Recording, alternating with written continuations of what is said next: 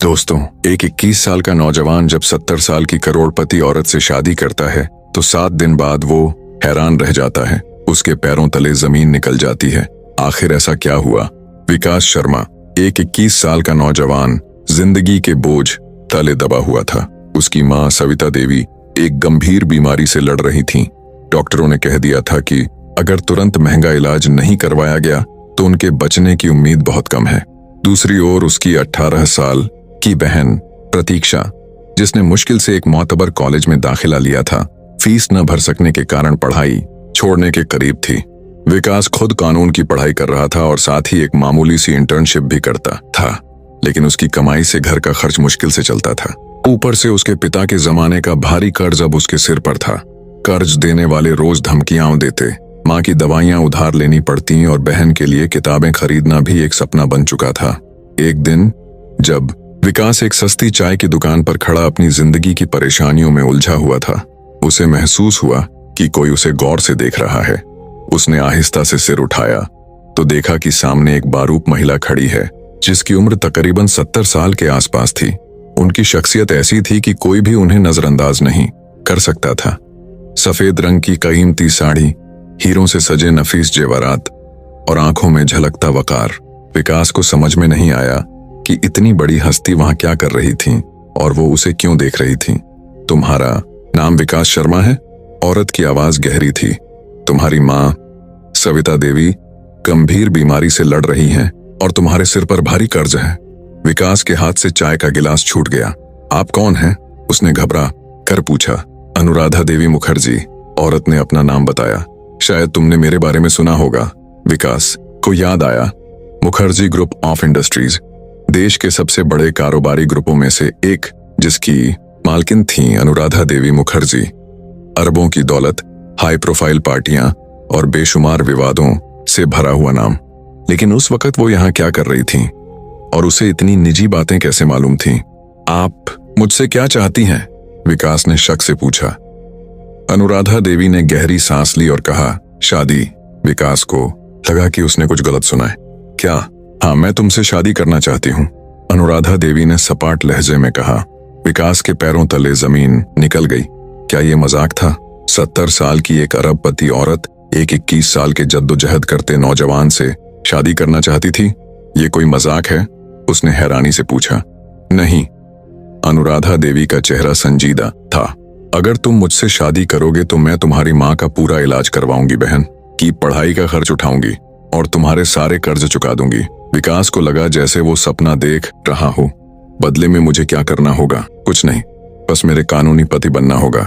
शादी सिर्फ कागजात की हद तक होगी। तुम्हारी जिंदगी पर कोई पाबंदी नहीं होगी। तुम्हें पूरी आजादी मिलेगी। ये प्रस्ताव विकास के लिए किसी ख्वाब से कम न था, लेकिन उसके दिल में एक अजीब सा डर बैठ गया। ये औरत, जो देश की सबसे अमीर खातून थी, शादी क्यों करना चाहती थी? क्या तुम्हें कुछ वक्त चाहिए? अनुराधा देवी ने पूछा। विकास को समझ नहीं आ रहा था कि क्या जवाब दे। वो जानता था कि यह प्रस्ताव किसी जाल की तरह लग रहा है, लेकिन यह भी सच था कि अगर उसने हाँ कर दी तो उसकी माँ को जिंदगी मिल सकती थी, बहन का भविष्य बन सकता था और उसकी जिंदगी बदल सकती थी। लेकिन क्या ये सब इतना आसान था? उसने गहरी सांस ली और कहा, मुझे सोचने के लिए वक्त चाहिए। अनुराधा देवी हल्का सा मुस्कुराई। ठीक है, लेकिन याद रखना, यह प्रस्ताव हमेशा के लिए नहीं रहेगा। यह कहकर वह धीरे से अपनी महंगी कार में बैठी और रवाना हो गईं, लेकिन विकास के दिल और दिमाग में हजारों सवाल छोड़ गईं। क्या यह सौदा वाकई इतना आसान था या इसके पीछे कोई गहरा राज छिपा था? विकास को अब तक यकीन नहीं हो रहा था कि उसकी शादी 70 साल की करोड़पति महिला अनुराधा देवी से हो चुकी है। सब कुछ इतनी तेजी से हुआ कि उसे समझने का मौका ही नहीं मिला। न कोई धूम धड़ाका, न कोई रस्म रिवाज, बस कुछ कानूनी दस्तावेजों पर हस्ताक्षर और गवाहों की मौजूदगी में उसकी किस्मत बदल गई थी। अब वह उस शानदार हवेली का कानूनी मालिक भले ही न हो, कम से कम एक महत्वपूर्ण हिस्सा जरूर बन चुका था। जब विकास ने पहली बार हवेली में कदम रखा तो उसकी आंखें चौंधी आ गईं। यह कोई आम हवेली नहीं थी, बल्कि एक महल जैसी भव्य इमारत थी। इतिहास की गवाही देती हुई, समय की परछाइयों को समेटे हुए, विस्तृत संगमरमर की दीवारें, ऊंचे ऊंचे स्तंभ जिन पर नफीस नक्काशी, पुराने जमाने के झूमर जिनकी रोशनी अब भी धीमी धीमी चमक रही थी। दीवारों पर महंगे विदेशी चित्रकला के नमूने, कुछ राजाओं महाराजाओं की तस्वीरें और कुछ अजीब सी मूर्ति जैसी आकृतियां। ऐसा लगता जैसे इन तस्वीरों में हवेली की कहानियां कैद हों। विकास आगे बढ़ता गया। उसके कदमों की आवाज विशाल खामोशी में गूंज रही थी। फर्श पर बिछी कीमती ईरानी कालीनें वक्त की अमीरी का सबूत दे रही थीं, लेकिन हवेली के अंदर एक अजीब सी ठंडक थी, जो मौसम की वजह से नहीं बल्कि किसी अनदेखे डर की वजह से महसूस हो रही थी। हवेली के नौकरों का रवैया भी कुछ अजीब सा था। सबसे पुराना नौकर हरिशंकर लगभग 60-65 साल का एक झुर्रियों भरा दुबला पतला आदमी था। उसकी आंखों में हमेशा एक सहमा हुआ भाव रहता। जब भी विकास उससे कुछ पूछता, वह पहले इधर उधर देखता, जैसे तय कर रहा हो कि कोई सुन तो नहीं रहा। प्रीमा, हवेली की मुख्य नौकरानी, बहुत कम बोलने वाली थी। जब भी वह विकास के सामने आती, नजरें झुका लेती और जल्दी जल्दी अपना काम निपटा कर चली जाती। उसकी आंखों में भी कुछ ऐसा था जो विकास समझ न सका। वह डर था या गहरी उदासी। कोई भी बिना वजह विकास से बात नहीं करता था। हवेली में जितने लोग थे उससे कहीं ज्यादा खामोशियां थीं, लेकिन सबसे ज्यादा जिसने विकास को परेशान किया वह था दूसरे मंजिल का एक दरवाजा। हवेली के भीतरी हिस्से में एक चौड़ा संगमरमर का जीना सीधा ऊपर जाता था, लेकिन जब भी विकास ने वहां जाने की कोशिश की, कोई न कोई नौकर उसे रोक लेता। ऊपर जाना मना है बाबूजी, हरिशंकर ने कहा। क्यों? विकास ने झुंझलाकर पूछा। हरिशंकर ने कोई जवाब दिए बिना नजरें झुका लीं। ऊपर जाने वाली सीढ़ियों के अंत में एक बड़ा सा काला लकड़ी का दरवाजा था। ऐसा महसूस होता जैसे अंधेरे ने उसे अपने अंदर कैद कर रखा हो। दरवाजे पर एक भारी सा लोहे का ताला लगा था, लेकिन सबसे अजीब बात यह थी कि दरवाजे के ठीक ऊपर एक सीसीटीवी कैमरा लगा था, जो हर वक्त उस दरवाजे पर नजर रखे हुए था। विकास को झटका लगा। अगर दरवाजा बंद ही रखना था तो उस पर निगरानी की जरूरत क्यों थी? क्या उस दरवाजे के पीछे कोई रहस्य छिपा हुआ था? पहली ही रात विकास को कुछ अजीब सी आवाजें सुनाई दी। घड़-घड़, टिक-टिक, जैसे कोई लकड़ी पर धीरे धीरे चल रहा हो। यह आवाज दूसरी मंजिल से आ रही थी। विकास उठा और बाहर निकला। जैसे ही उसने ऊपर जाने की कोशिश की, हरिशंकर सामने आ गया। आप यहाँ क्या कर रहे हैं बाबूजी? विकास चुप हो गया। हरिशंकर की आंखों में हल्की सी घबराहट थी। रात को यहां मत निकला करें, उसने धीरे से कहा और वापस चला गया। लेकिन विकास को उस रात नींद नहीं आई। वह जानना चाहता था आखिर दूसरी मंजिल के उस बंद दरवाजे के पीछे है क्या। धीरे धीरे उसे पता चला कि यह हवेली पहले राजेश मुखर्जी नाम के एक करोड़पति बिजनेसमैन की थी, जो 15 साल पहले एक रहस्यमय हादसे में मारा गया था। कहा जाता था कि उसकी मौत इसी हवेली के अंदर हुई, लेकिन उसकी लाश आज तक नहीं मिली। सवाल यह था, क्या अनुराधा देवी इस बारे में कुछ जानती थीं?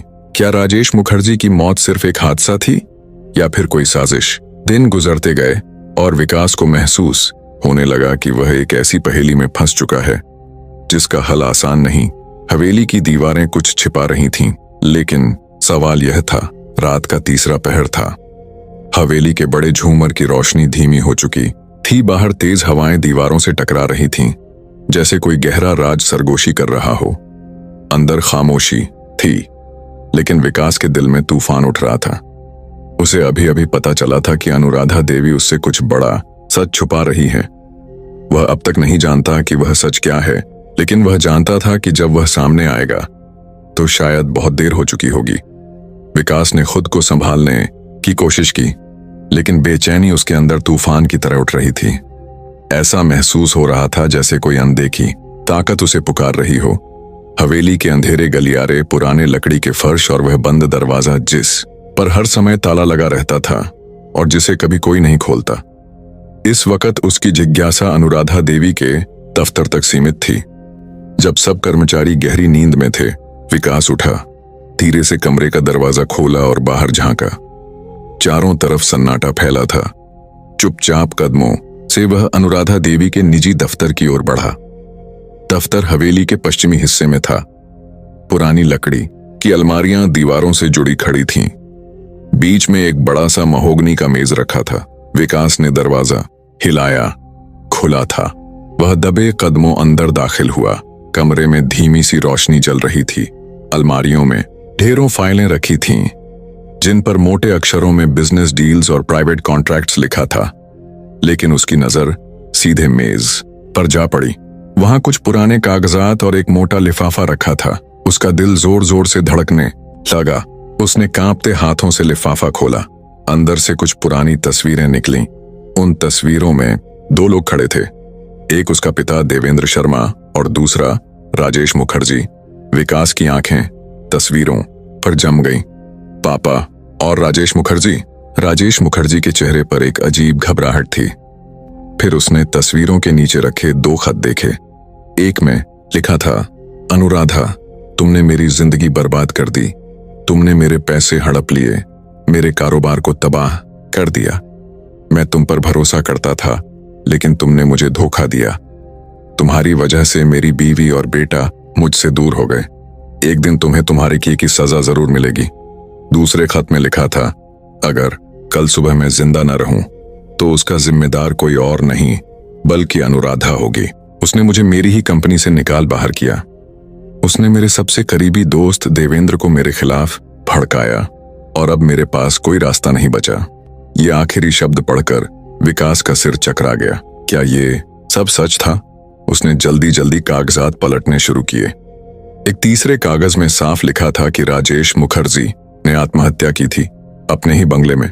नहीं, ये सच नहीं हो सकता। विकास का दिल बैठने लगा। तभी उसे अपने पीछे हल्की सी आहट महसूस हुई। विकास ने धीरे से पीछे देखा।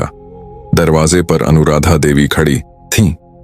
उनकी आंखों में न तो गुस्सा था और न ही घबराहट, बल्कि एक अजीब सा शांति, एक ठंडी सी ठहराव था। तो तुमने आखिरकार सब कुछ देख ही लिया? विकास गुस्से में कांपते हुए बोला। तो ये शादी, ये सब कुछ सिर्फ एक सौदा नहीं था, ये इंतकाम था। अनुराधा देवी हल्का सा मुस्कुराई। बिल्कुल, लेकिन मेरे पिता ने ऐसा कुछ नहीं किया होगा। विकास चीख उठा। अनुराधा देवी ने गहरी सांस ली और धीरे धीरे उसकी तरफ बढ़ी। सच का सामना करना आसान नहीं होता विकास। तुम्हारे पिता ने मेरे पति की जिंदगी बर्बाद कर दी थी।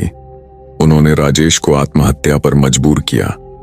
झूठ, मेरे पिता कभी ऐसा नहीं कर सकते। विकास चीखा। अनुराधा देवी ने उसकी आंखों में सीधे देखा, जैसे तुम समझते हो कि मैं बेगुनाह नहीं। तो फिर सच क्या है? विकास ने गुस्से से पूछा।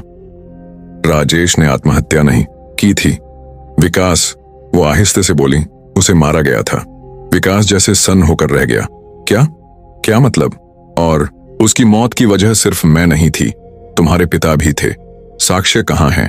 अनुराधा देवी कुछ पल चुप रहीं, फिर नरमी से बोली, हवेली की दूसरी मंजिल पर जो दरवाजा बंद है, उसके पीछे जो छिपा है, वो तुम्हें सच्चाई दिखा सकता है। विकास के रोंगटे खड़े हो गए। वो वही दरवाजा था जिस पर हमेशा कैमरे की निगरानी रहती थी। क्या उसके पीछे वह सच छिपा था जो सब कुछ बदल सकता था? अब वह सिर्फ एक मोहरा नहीं था। अनुराधा देवी का अतीत, हवेली के राज और अपने पिता का साया, सब कुछ उसके सामने खड़ा था। यह सिर्फ शादी का बहाना नहीं था, यह एक गहरी साजिश थी। लालच, इंतकाम और सच्चाई की एक लड़ाई, जिसका अंजाम अब वह खुद तय करना चाहता था। लेकिन वह अकेला कुछ नहीं कर सकता था, इसलिए उसने अपने सबसे करीबी दोस्त अर्जुन वर्मा से मदद मांगी। अर्जुन एक अनुभवी पत्रकार था। साक्ष्य चाहिए, अर्जुन ने गंभीरता से कहा, और वो साक्ष्य सिर्फ हवेली के राजों में छिपे होंगे। ऐसे साक्ष्य जो सिर्फ कहानी नहीं हो, बल्कि कानूनी कार्रवाई की नींव भी बन सकें। विकास और अर्जुन ने मिलकर जांच शुरू की। अनुराधा देवी के व्यापारिक रिकॉर्ड्स, बैंक लेन देन, कानूनी दस्तावेज और हवेली के पुराने कर्मचारियों से संपर्क किया। जल्द ही उन्हें अंदाजा हुआ कि अनुराधा देवी सिर्फ बदला लेने वाली औरत नहीं थी, वो एक आपराधिक साम्राज्य की मालिक थीं, जिनके काले धंधे देश के कई हिस्सों में फैले हुए थे। बैंक लेन देन में करोड़ों की संदिग्ध रकम, अज्ञात खाते और 2 पुराने कर्मचारी अचानक लापता हो गए थे। लेकिन सबसे बड़ा खुलासा उस समय हुआ जब विकास को दूसरी मंजिल के एक पुराने बंद कमरे की चाबी मिल गई। रात की अंधेरे में विकास ने वह दरवाजा खोला। अंदर एक गुप्त अध्ययन कक्ष था। उसमें पुरानी फाइलें, तस्वीरें, वीडियो रिकॉर्डिंग्स और अखबार के टुकड़े रखे थे। दीवारों पर लगी खबरें राजेश मुखर्जी की रहस्यमयी मौत की ओर इशारा कर रही थीं। लेकिन एक फाइल ने विकास को हिलाकर रख दिया। इस फाइल में देवेंद्र शर्मा का नाम था। मेरे पिता विकास के हाथ कांपने लगे। फाइल के मुताबिक राजेश मुखर्जी और देवेंद्र शर्मा एक गुप्त जमीन परियोजना पर काम कर रहे थे। जब देवेंद्र ने भ्रष्टाचार में शामिल होने से इनकार किया तो वह एक रहस्यमयी हादसे में मारे गए। विकास के दिल में आग भड़क उठी। यह सिर्फ इंतकाम की कहानी नहीं थी, यह उसके पिता की इज्जत, उनके कातिलों को बेनकाब करने की जंग थी। अब समय आ चुका था। विकास और अर्जुन ने सभी साक्ष्य इकट्ठा किए और सीधे पुलिस कमिश्नर के पास पहुंचे। कमिश्नर ने शुरू में संकोच दिखाया, मगर जब गुप्त कमरे की फाइलें और वीडियो देखे तो मामला साफ हो गया। अगले ही दिन हवेली पर छापा मारा गया। अनुराधा देवी को गिरफ्तार कर लिया गया। जब उन्हें हथकड़ी लगाई गई तो वह जहरीली मुस्कान के साथ बोली, तुम समझते हो तुम मुझे हरा सकते हो? उनकी आंखों में अब भी नफरत जल रही थी। तुम्हारी नफरत ने तुम्हें खुद बर्बाद कर दिया, विकास ने कहा।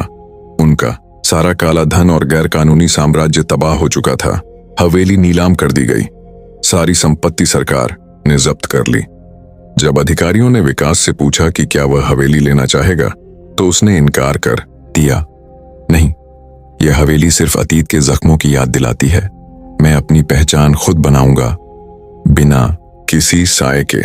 कुछ साल बाद विकास ने अपनी इंजीनियरिंग की पढ़ाई पूरी की और एक तकनीकी कंपनी शुरू की। इसी दौरान उसकी शादी डॉ. परिणीति साहू से हुई। ऐसी महिला जो भी विकास की तरह मुसीबतों से लड़कर आगे बढ़ने में विश्वास रखती थी। उनके बेटे आदित्य के जन्म पर विकास ने एक नया वादा किया, मैं अपने बेटे को वह जिंदगी दूंगा जो मुझसे छीन ली गई थी। अब वह सिर्फ देवेंद्र शर्मा का बेटा या अनुराधा देवी का पति नहीं था, वह अपनी अलग पहचान बना चुका था।